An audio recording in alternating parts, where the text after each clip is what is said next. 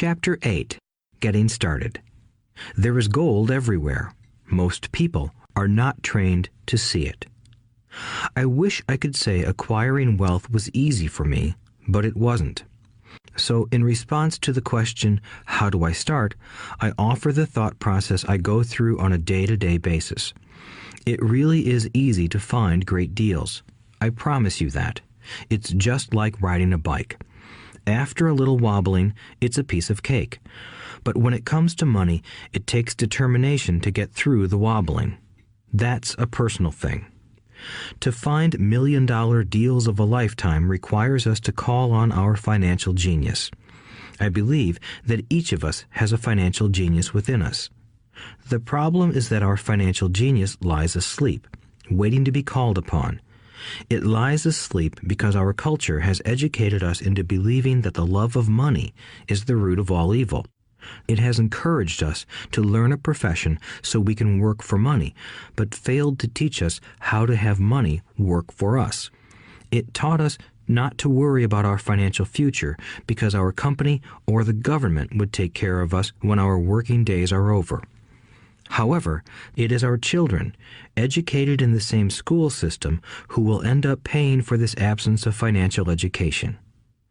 The message is still to work hard, earn money, and spend it. And when we run short, we can always borrow more. Unfortunately, 90% of the Western world subscribes to the above dogma, simply because it's easier to find a job and work for money. If you are not one of the masses, I offer you the following 10 steps to awaken your financial genius. I simply offer you the steps I have personally followed. If you want to follow some of them, great. If you don't, make up your own. Your financial genius is smart enough to develop its own list. While in Peru, I asked a gold miner of 45 years how he was so confident about finding a gold mine. He replied, "There is gold everywhere. Most people are not trained to see it." And I would say that is true. In real estate, I can go out and in a day come up with 4 or 5 great potential deals, while the average person will go out and find nothing, even looking in the same neighborhood. The reason is that they have not taken the time to develop their financial genius. I offer you the following 10 steps as a process to develop your God-given powers, powers over which only you have control. 1. Find a reason greater than reality, the power of spirit. If you ask most people if they would like to be rich or financially free, they would say yes. But then reality sets in. The road seems too long with too many hills to climb.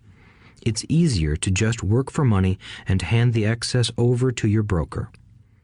I once met a young woman who had dreams of swimming for the U.S. Olympic team.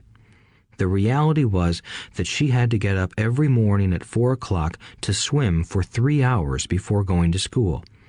She did not party with her friends on Saturday night. She had to study and keep her grades up, just like everyone else.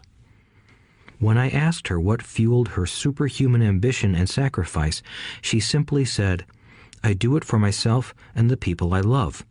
It's love that gets me over the hurdles and sacrifices." A reason or a purpose is a combination of wants and don't wants.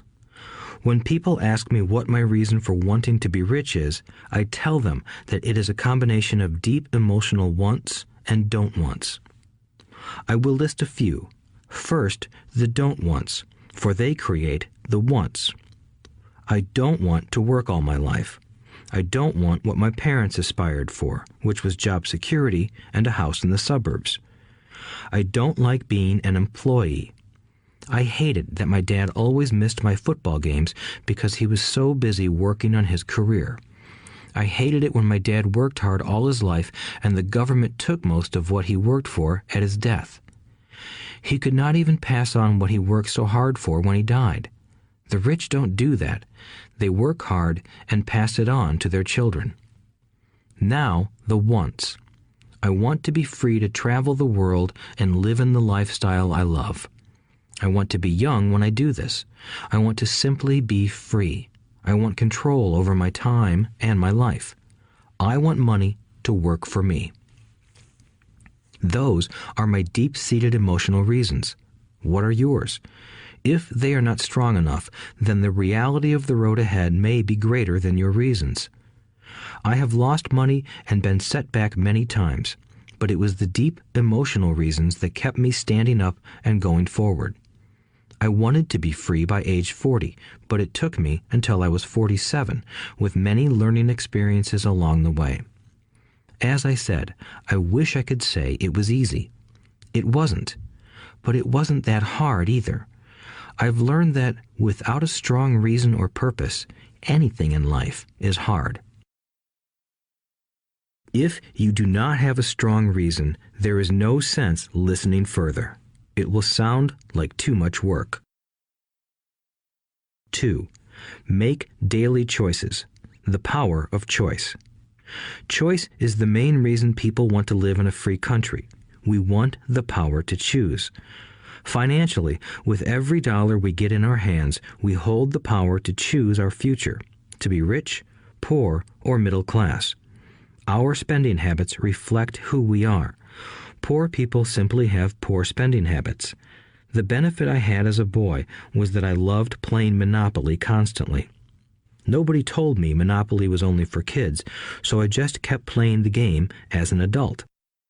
I also had a rich dad who pointed out to me the difference between an asset and a liability. So a long time ago, as a little boy, I chose to be rich, and I knew that all I had to do was learn to acquire assets, real assets. My best friend, Mike, had an asset column handed to him, but he still had to choose to learn to keep it. Many rich families lose their assets in the next generation simply because there was no one trained to be a good steward over their assets. Most people choose not to be rich. For 90% of the population, being rich is too much of a hassle. So they invent sayings that go, "I'm not interested in money. I'll never be rich. I don't have to worry. I'm still young. When I make some money, then I'll think about my future. My husband or wife handles the finances."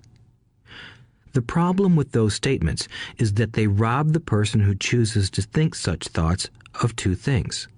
One is time, which is your most precious asset.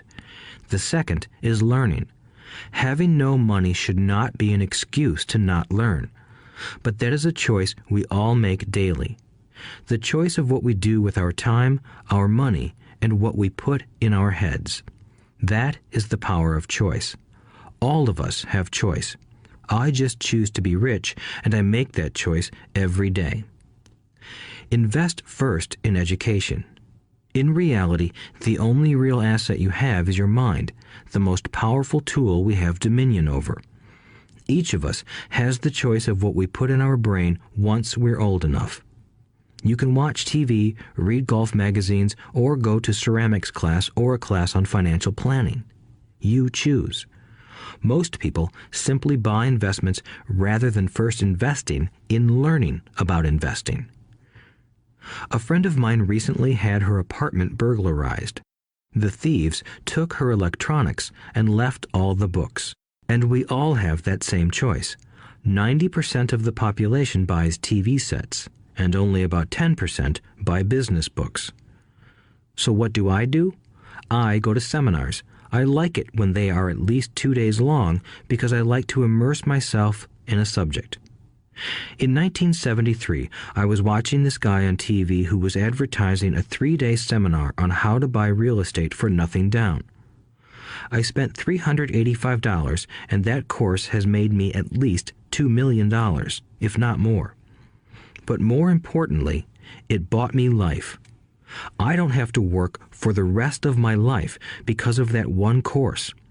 I go to at least 2 such courses every year. I love CDs and audiobooks. The reason? I can easily review what I just heard. I was listening to an investor say something I completely disagreed with. Instead of becoming arrogant and critical, I simply listened to that 5-minute stretch at least 20 times, maybe more. But suddenly, by keeping my mind open, I understood why he said what he said. It was like magic. I felt like I had a window into the mind of one of the greatest investors of our time. I gained tremendous insight into the vast resources of his education and experience. The net result? I still have the old way I used to think, and I now have a new way of looking at the same problem or situation. I have two ways to analyze a problem or trend, and that is priceless. Today, I often say, how would Donald Trump do this, or Warren Buffett, or George Soros? The only way I can access their vast mental power is to be humble enough to read or listen to what they have to say. Arrogant or critical people are often people with low self-esteem who are afraid of taking risks. That's because if you learn something new, you are then required to make mistakes in order to fully understand what you have learned. If you have listened this far, arrogance is not one of your problems. Arrogant people rarely read or listen to experts. Why should they? They are the center of the universe. There are so many intelligent people who argue or defend when a new idea clashes with the way they think. In this case, their so-called intelligence combined with arrogance equals ignorance. Each of us knows people who are highly educated or believe they are smart, but their balance sheet paints a different picture. A truly intelligent person welcomes new ideas, for new ideas can add to the synergy of other accumulated ideas. Listening is more important than talking. If that were not true, God would not have given us 2 ears and only 1 mouth. Too many people think with their mouth instead of listening in order to absorb new ideas and possibilities. They argue instead of asking questions. I take a long view on my wealth. I do not subscribe to the get-rich-quick mentality most lottery players or casino gamblers have. I may go in and out of stocks, but I am long on education. If you want to fly an airplane, I advise taking lessons first.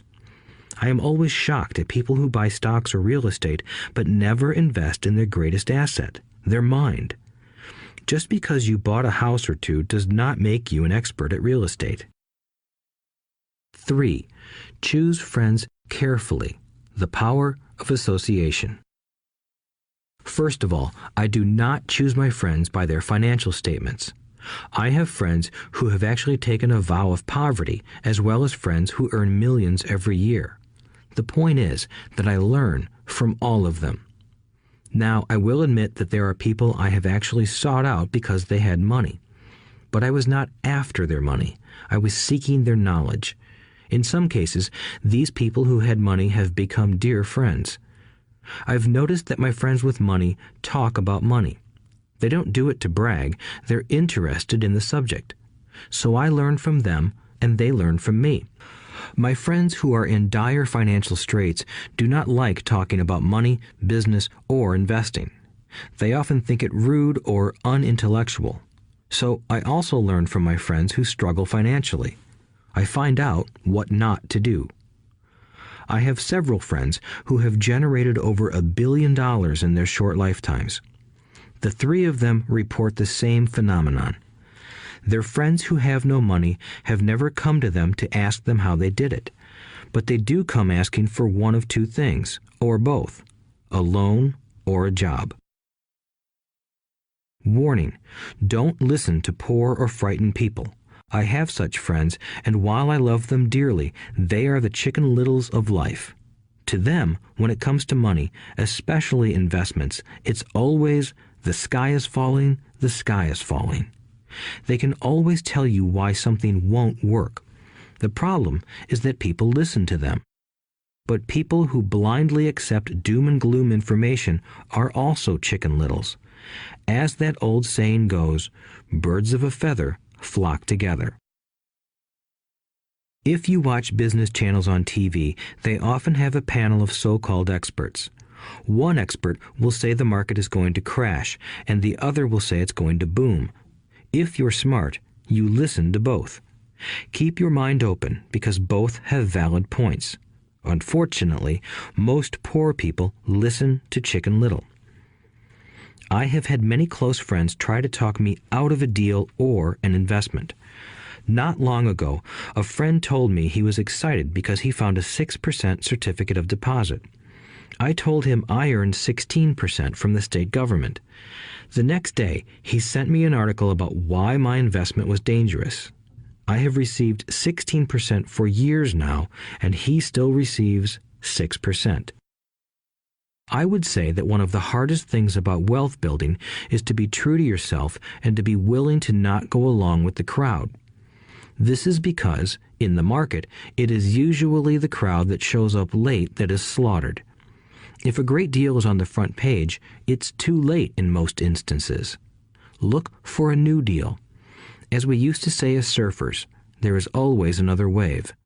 People who hurry and catch a wave late usually are the ones who wipe out. Smart investors don't time the markets. If they miss a wave, they search for the next one and get themselves in position. This is hard for most investors because buying what is not popular is frightening. Timid investors are like sheep going along with the crowd. Or their greed gets them in when wise investors have already taken their profits and moved on. Wise investors buy an investment when it's not popular. They know their profits are made when they buy, not when they sell. They wait patiently. As I said, they do not time the market. Just like a surfer, they get in position for the next big swell. It's all insider trading. There are forms of insider trading that are illegal, and there are forms of insider trading that are legal. But either way, it's insider trading. The only distinction is, how far away from the inside are you? The reason you want to have rich friends is because that is where the money is made. It's made on information. You want to hear about the next boom, get in and get out before the next bust. I'm not saying do it illegally, but the sooner you know, the better your chances are for profits with minimal risk. That is what friends are for, and that is financial intelligence. 4. Master a formula and then learn a new one. The power of learning quickly. In order to make bread, every baker follows a recipe, even if it's only held in their head. The same is true for making money. Most of us have heard the saying, "You are what you eat." I have a different slant. I say, you become what you study.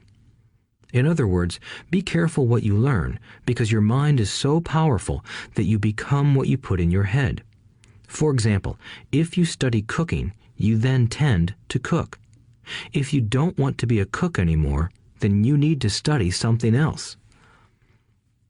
When it comes to money, the masses generally have one basic formula they learned in school, and it's this: work for money.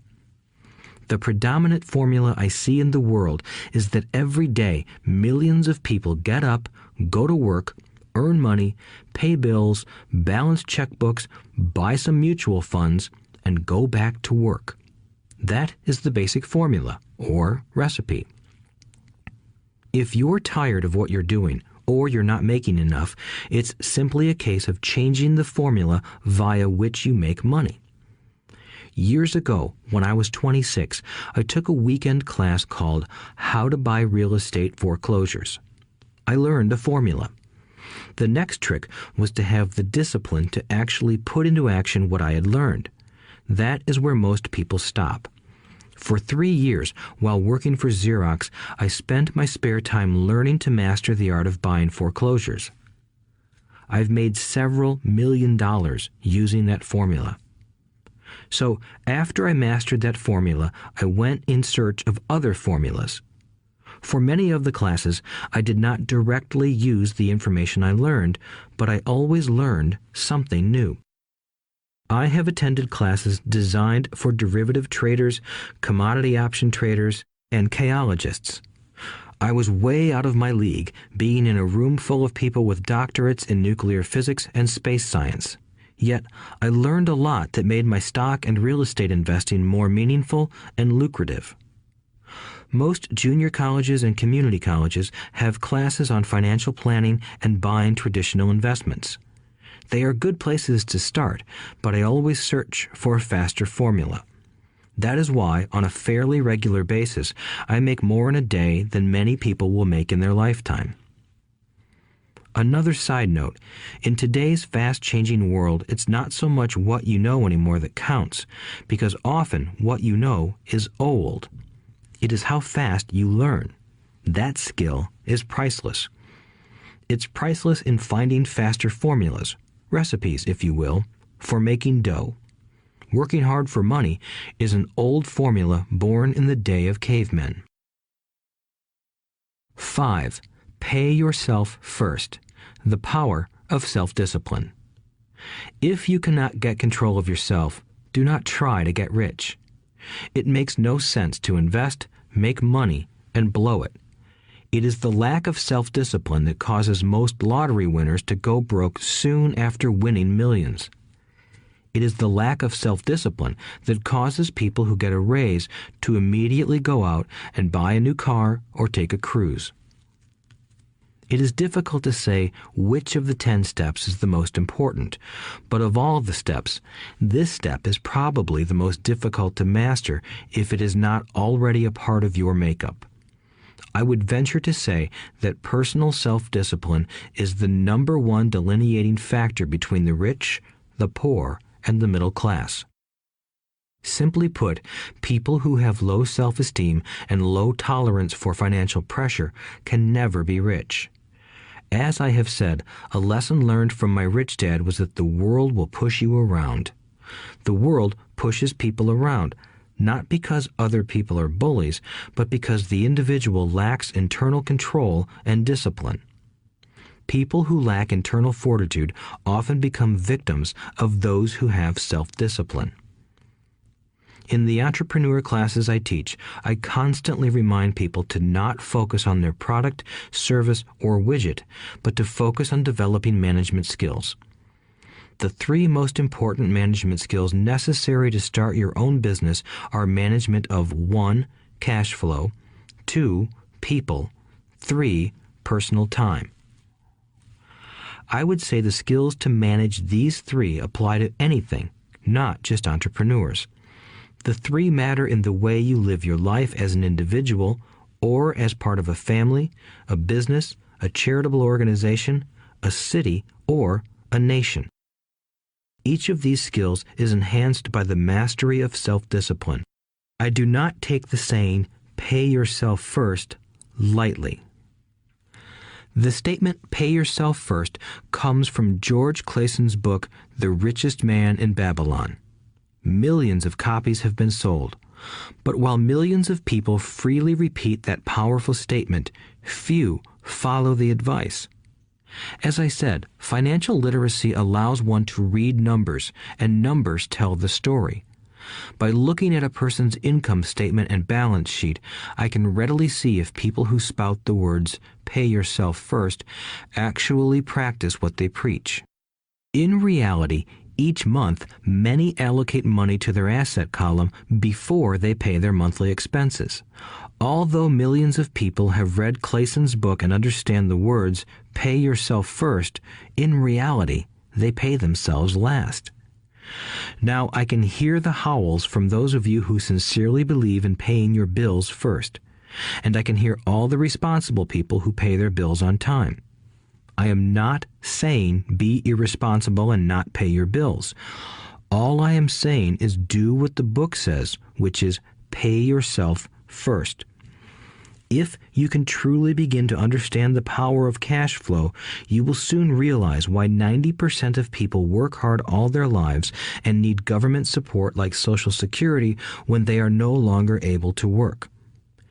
Kim and I have had many bookkeepers, accountants, and bankers who have had a major problem with this way of looking at pay yourself first. The reason is that these financial professionals actually do what the masses do. They pay themselves last. There have been times in my life when, for whatever reason, cash flow was far less than my bills. I still paid myself first.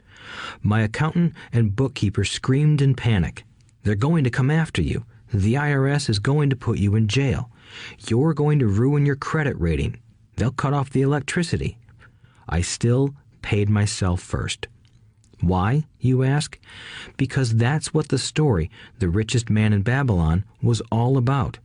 The power of self-discipline and the power of internal fortitude. As my rich dad taught me the first month I worked for him, most people allow the world to push them around. A bill collector calls and you pay or else. A sales clerk says, "Oh, just put it on your charge card." Your real estate agent tells you, "Go ahead. The government allows you a tax deduction on your home." That is what the book is really about. Having the guts to go against the tide and get rich. You may not be weak, but when it comes to money, many people get wimpy. I am not saying be irresponsible. The reason I don't have high credit card debt and doodad debt is because I pay myself first. The reason I minimize my income is because I don't want to pay it to the government. That is why my income comes from my asset column through a Nevada corporation. If I work for money, the government takes it. Although I pay my bills last, I am financially astute enough to not get into a tough financial situation. I don't like consumer debt. I actually have liabilities that are higher than 99% of the population, but I don't pay for them. Other people pay for my liabilities. They're called tenants. So rule number 1 in paying yourself first is don't get into debt in the first place. Although I pay my bills last, I set it up to have only small, unimportant bills that are due. When I occasionally come up short, I still pay myself first. I let the creditors and even the government scream. I like it when they get tough. Why? Because those guys do me a favor. They inspire me to go out and create more money. So I pay myself first, invest the money, and let the creditors yell. I generally pay them right away anyway. Kim and I have excellent credit. We just don't cave into pressure and spend our savings or liquidate stocks to pay for consumer debt. That is not too financially intelligent. To successfully pay yourself first, keep the following in mind. 1. Don't get into large debt positions that you have to pay for. Keep your expenses low. Build up assets first. Then buy the big house or nice car. Being stuck in the rat race is not intelligent. 2. When you come up short, let the pressure build and don't dip into your savings or investments. Use the pressure to inspire your financial genius to come up with new ways of making more money and then pay your bills. You will have increased your ability to make more money as well as your financial intelligence. So many times I have gotten into financial hot water and used my brain to create more income while staunchly defending the assets in my asset column. My bookkeeper has screamed and dived for cover, but I was like a good soldier defending the fort. Fort assets. Poor people have poor habits. A common bad habit is innocently called dipping into savings. The rich know that savings are only used to create more money, not to pay bills. I know that sounds tough, but as I said, if you're not tough inside, the world will always push you around anyway. If you do not like financial pressure, then find a formula that works for you. A good one is to cut expenses, put your money in the bank, pay more than your fair share of income tax, buy safe mutual funds, and take the vow of the average. But this violates the pay yourself first rule. This rule does not encourage self-sacrifice or financial abstinence. It doesn't mean pay yourself first and starve. Life was meant to be enjoyed. If you call on your financial genius, you can have all the goodies of life, get rich, and pay bills. And that is financial intelligence. 6. Pay your brokers well. The power of good advice. Sometimes I see people posting a sign in front of their house that says, "For sale by owner." Or I see people on TV claiming to be discount brokers. My rich dad taught me to take the opposite approach. He believed in paying professionals well, and I have adopted that policy also. Today, I have expensive attorneys, accountants, real estate brokers, and stockbrokers. Why? Because if, and I do mean if, the people are professionals, their services should make you money. And the more money they make, the more money I make. We live in the information age. Information is priceless. A good broker should provide you with information as well as take the time to educate you. I have several brokers who do that for me. Some taught me when I had little or no money, and I am still with them today. What I pay a broker is tiny in comparison with what kind of money I can make because of the information they provide. I love it when my real estate broker or stockbroker makes a lot of money because that usually means I made a lot of money. A good broker saves me time in addition to making me money. Like when I bought the vacant land for $9,000 and sold it immediately for over $25,000 so I could buy my Porsche quicker. A broker is my eyes and ears in the market. They're there every day, so I do not have to be. I'd rather play golf. People who sell their house on their own must not value their time much. Why would I want to save a few bucks when I could use that time to make more money or spend it with those I love? What I find funny is that so many poor and middle-class people insist on tipping restaurant help 15 to 20%, even for bad service, but complain about paying a broker 3 to 7%. They enjoy tipping people in the expense column and stiffing people in the asset column. That is not financially intelligent. Keep in mind that not all brokers are created equal. Unfortunately, most brokers are only salespeople. They sell, but they themselves own little or no real estate. There is a tremendous difference between a broker who sells houses and a broker who sells investments. The same is true for stock, bond, mutual fund, and insurance, brokers who call themselves financial planners. When I interview any paid professional, I first find out how much property or stocks they personally own and what percentage they pay in taxes. And that applies to my tax attorney as well as my accountant. I have an accountant who minds his own business. His profession is accounting, but his business is real estate. I used to have an accountant who was a small business accountant, but he had no real estate. I switched because we did not love the same business. Find a broker who has your best interests at heart. Many brokers will spend the time educating you, and they could be the best asset you find. Just be fair, and most of them will be fair to you. If all you can think about is cutting their commissions, then why should they want to help you? It's just simple logic. As I said earlier, one of the management skills is the management of people. Many people only manage people they feel smarter than and they have power over. Many middle managers remain middle managers, failing to get promoted because they know how to work with people below them, but not with people above them. The real skill is to manage and reward the people who are smarter than you in some technical area. That is why companies have a board of directors. You should have one too. That is financial intelligence. 7. Be an Indian giver. The power of getting something for nothing.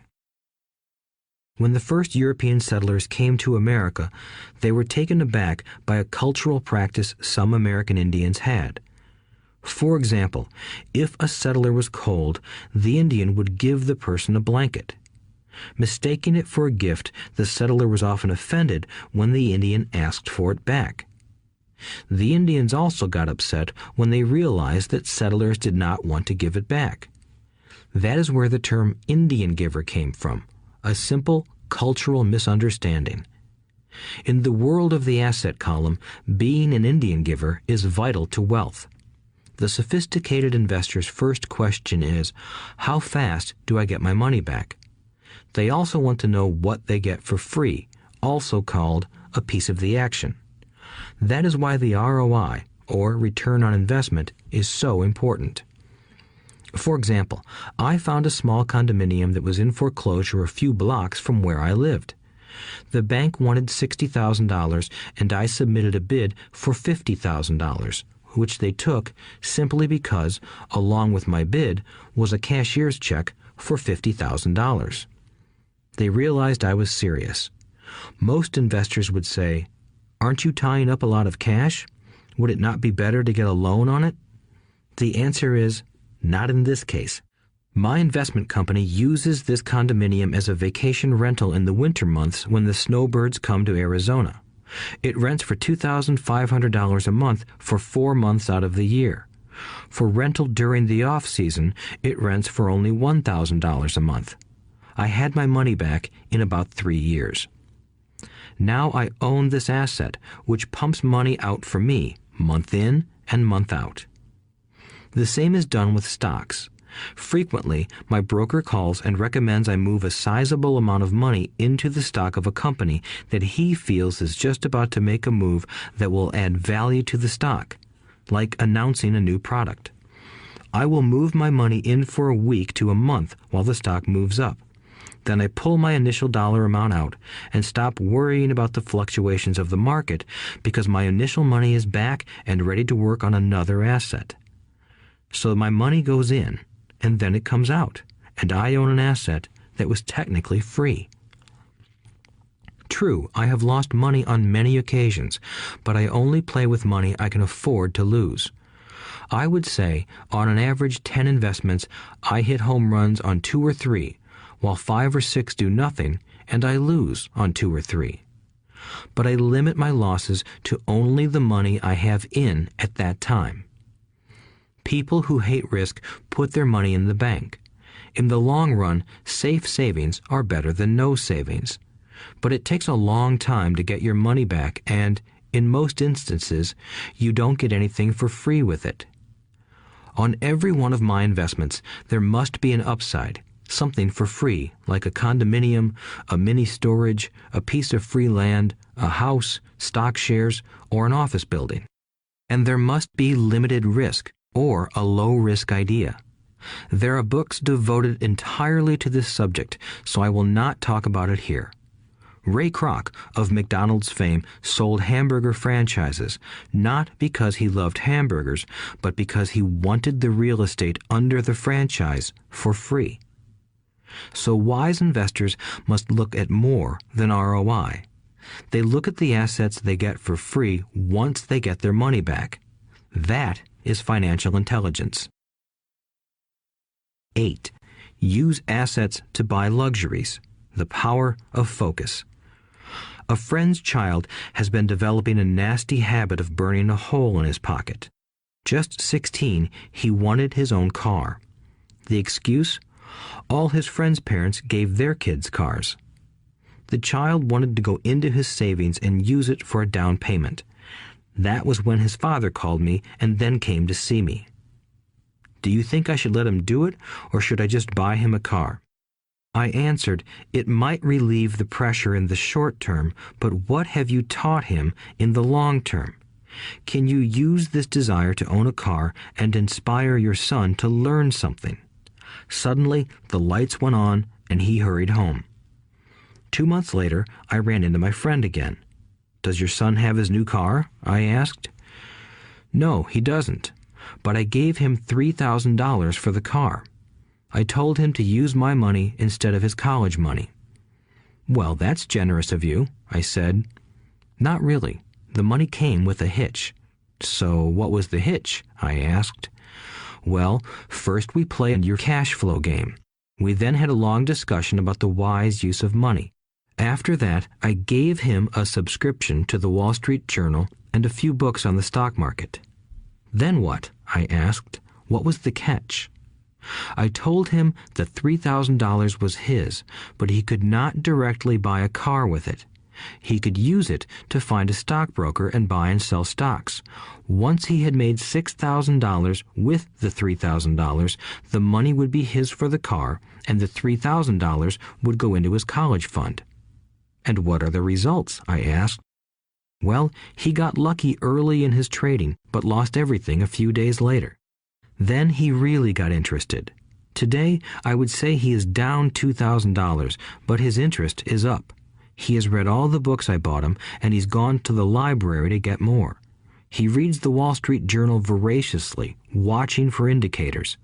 He's only got $1,000 left, but his interest and learning are sky high. He knows that if he loses that money, he walks for 2 more years. But he does not seem to care. He even seems uninterested in getting a car because he's found a game that is more fun.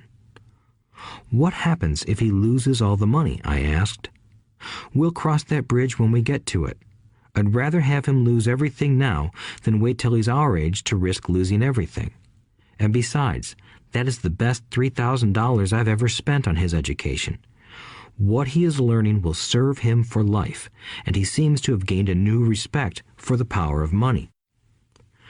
As I said earlier, if a person cannot master the power of self-discipline, it is best not to try to get rich. I say this because although the process of developing cash flow from an asset column is easy in theory, what's hard is the mental fortitude to direct money to the correct use. Due to external temptations, it is much easier in today's consumer world to simply blow money out the expense column. With weak mental fortitude, that money flows into the paths of least resistance. That is the cause of poverty and financial struggle. The following example illustrates the financial intelligence needed to direct money to make more money. If we give 100 people $10,000 at the start of the year, I believe that at the end of the year, 80 would have nothing left. In fact, many would have created greater debt by making a down payment on a new car, refrigerator, electronics, or a holiday. 16 would have increased that $10,000 by 5 to 10%. 4 would have increased it to $20,000 or into the millions. We go to school to learn a profession so we can work for money. It is my opinion that it's just as important to learn how to have money work for you. I love my luxuries as much as anyone else. The difference is I don't buy them on credit. It's the keep up with the Joneses trap. When I wanted to buy a Porsche, the easy road would have been to call my banker and get a loan. Instead of choosing to focus in the liability column, I chose to focus in the asset column. As a habit, I use my desire to consume to inspire and motivate my financial genius to invest. Too often today, we focus on borrowing money to get the things we want instead of focusing on creating money. One is easier in the short term, but harder in the long term. It's a bad habit that we as individuals and as a nation have gotten into. Remember, the easy road often becomes hard, and the hard road often becomes easy. The earlier you can train yourself and those you love to be masters of money, the better. Money is a powerful force. Unfortunately, people use the power of money against themselves. If your financial intelligence is low, money will run all over you. It will be smarter than you. If money is smarter than you, you will work for it all your life. To be the master of money, you need to be smarter than it. Then money will do as it is told. It will obey you. Instead of being a slave to it, you will be the master of it. That is financial intelligence. 9. Choose heroes. The power of myth. When I was a kid, I greatly admired Willie Mays, Hank Aaron, and Yogi Berra. They were my heroes, and I wanted to be just like them. I treasured their baseball cards. I knew their stats, the RBIs, the ERAs, their batting averages, how much they got paid, and how they came up from the minor leagues. As a 9-year-old kid, when I stepped up to bat or played first base or catcher, I wasn't me. I pretended I was a famous baseball player. It's one of the most powerful ways we learn, and we often lose that as adults. We lose our heroes. Today, I watch young kids playing basketball near my home. On the court, they're not little Johnny. They're pretending to be their favorite basketball hero. Copying or emulating heroes is true power learning. I have new heroes as I grow older. I have golf heroes, and I copy their swings and do my best to read everything I can about them. I also have heroes such as Donald Trump, Warren Buffett, Peter Lynch, George Soros, and Jim Rogers. I know their stats just like I knew the ERAs and RBIs of my childhood baseball heroes. I follow what Warren Buffett invests in, and I read anything I can about his point of view on the market and how he chooses stocks. And I read about Donald Trump, trying to find out how he negotiates and puts deals together. Just as I was not me when I was up to bat, when I'm in the market or I'm negotiating a deal, I am subconsciously acting with the bravado of Trump. Or, when analyzing a trend, I look at it as though Warren Buffett were doing it. By having heroes, we tap into a tremendous source of raw genius. But heroes do more than simply inspire us. Heroes make things look easy. Making it look easy convinces us to want to be just like them. If they can do it, so can I. When it comes to investing, too many people make it sound hard.